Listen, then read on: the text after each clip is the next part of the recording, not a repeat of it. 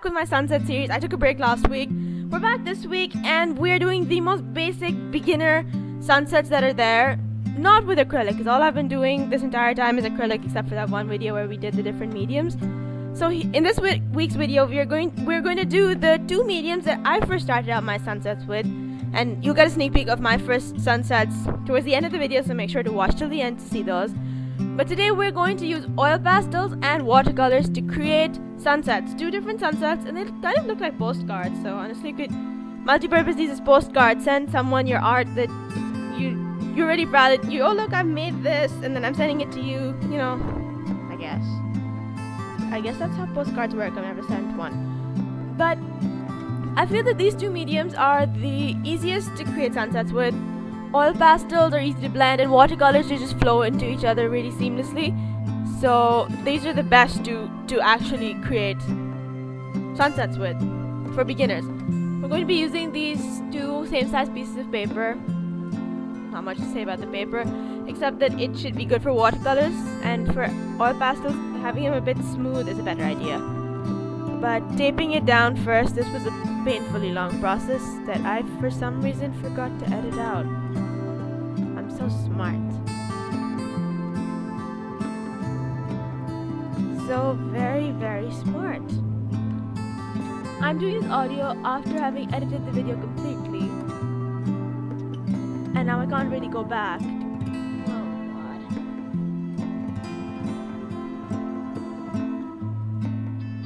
I feel bad that you guys have to watch this. Please forward it.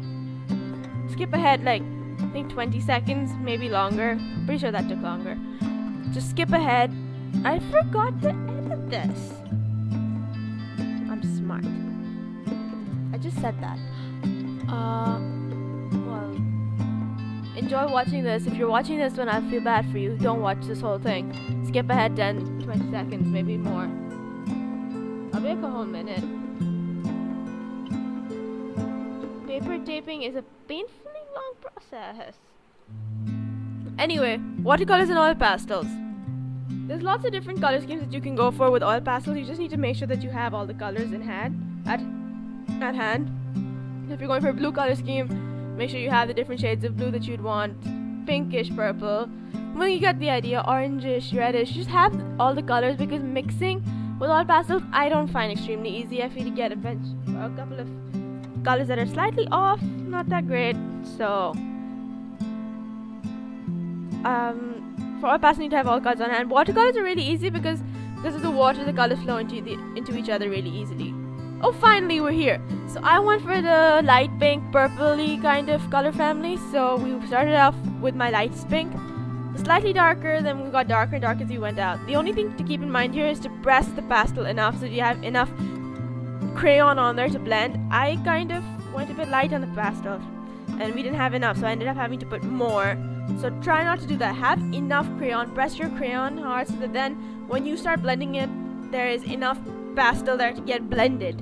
I don't know if that makes sense. When you start actually doing it, it will make more sense. But I love this color gradient. It's really pretty.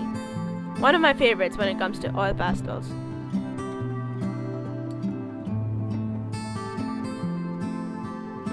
So yeah, I ended up having to add more oil pastel or crayon to make the colors dark, because I wanted a saturated background. I can remember the first time I ever did this color scheme in a picture with oil pastels was, I think I was sitting at break time in school and I was bored or something, I can't remember, but I made this same color scheme, and then I ended up finishing it off in my geography lesson that was right after break. I'll show you the picture right in the end of the video. It's there. I've made a lot of paintings in school. I mean, obviously I finish my classwork. I don't draw in class. That would be a bad idea. I mean, I draw in class, but after I finish my work. You get the idea. If there's anybody watching here who tends to get distracted in class, please don't do that. Study. Don't let me give you the wrong idea. Okay, you know what? Ignore you heard the past 10, 15 seconds or whatever I said. That never happened. So for silhouettes, I decided to stick with palm trees, make it simple for beginners and easy.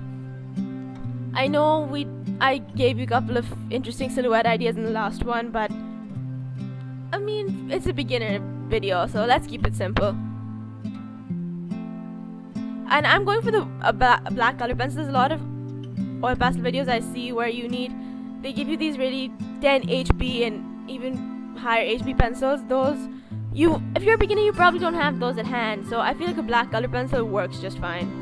And then I wanted to be a bit extra and add a couple of highlights onto my palm trees, so it'll make it look like the light from the moon is shining on that. You don't want to do this, don't have to. I find using a white correction pen a really good idea.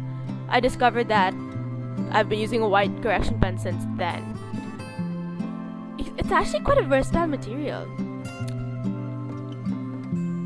Taking off the tape on oil pastels is really satisfying because they can't exactly bleed into it, so the edges come out super clean. It's so much fun to watch and do. Here's the next one. Watercolors. Make sure to wet your entire paper before starting so that the colors blend properly.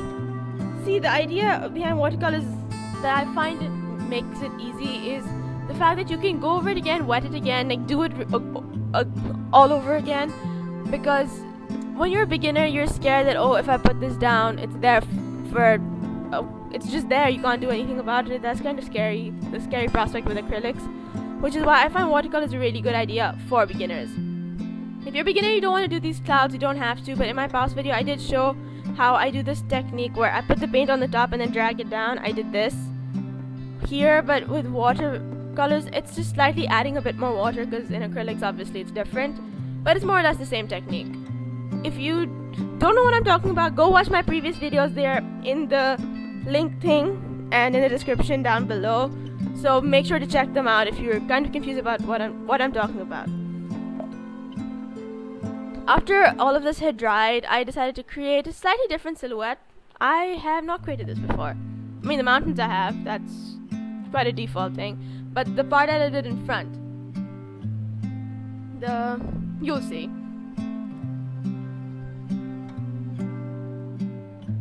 So basically I made it like a pond or river edge. I've never actually thought of this before since last week's video of, not last week, 2 weeks ago, since I started thinking of different sunsets. Every time I've painted a sunset, namely this one and the one before, I've been trying to incorporate some new ideas so that it's not the same old boring stuff, despite the fact that I made palm trees in the last one. You know what? This was a new idea. I enjoyed it. End of story. So reeds, lily pads. I don't think you find lily pads in rivers, so maybe it's like a large lake. And then grassiness. Try and have a thin brush if you're trying to recreate the grass. It'll help. I have this really cool brush. It's like long. It's like a size 0, but it's really long. It helps with a lot of things. Tiny details. Not the most control, but it's nice. Then here we have the untaping process, which I forgot to speed up. Okay, this video could have used with some more more editing, but it's too late now. This was fun to peel off. Now at least you guys know how slow I do it in real life. It helps with satisfaction level. Satisfaction level when peeling off tape is very high. So we're done with this one. I'm really pleased with it. Something different. I don't do this every day. I don't. So here we are. We're done with both of our beginner, basic, easy postcard sunsets. That's a lot of adjectives. But I just want to tell all the beginners out there that everyone has to start somewhere. Me, for example, these were my first oil pastel sunsets. You can see the blending is kind of off. I mean, obviously the colors are faded. You can see that it's old. It's got paint splotches on it. But everyone has to start somewhere. You've got to just start. My watercolor sunsets are a bit older than that. I've used watercolors for a while. This one is actually color pencils, but it was actually my first sunset, intentional sunset. So back in 4th grade. That is old. You can tell, it looks old, it's quite faded. Then I have these 2 watercolor sunsets from 5th grade. These 2, see, you have to start somewhere. Your coloring, your blending might be a bit off, like mine was here. Your colors might be a bit funny. But the idea is you just need to practice, you need to learn, you need to just be able to experiment and have fun. You'll have this big stock of old paintings that you've done, but like, they were learning experiences, and then eventually you can get somewhere like this after loads and loads of practice. So I hope you guys like this video, learned something. I don't know, maybe drop a like.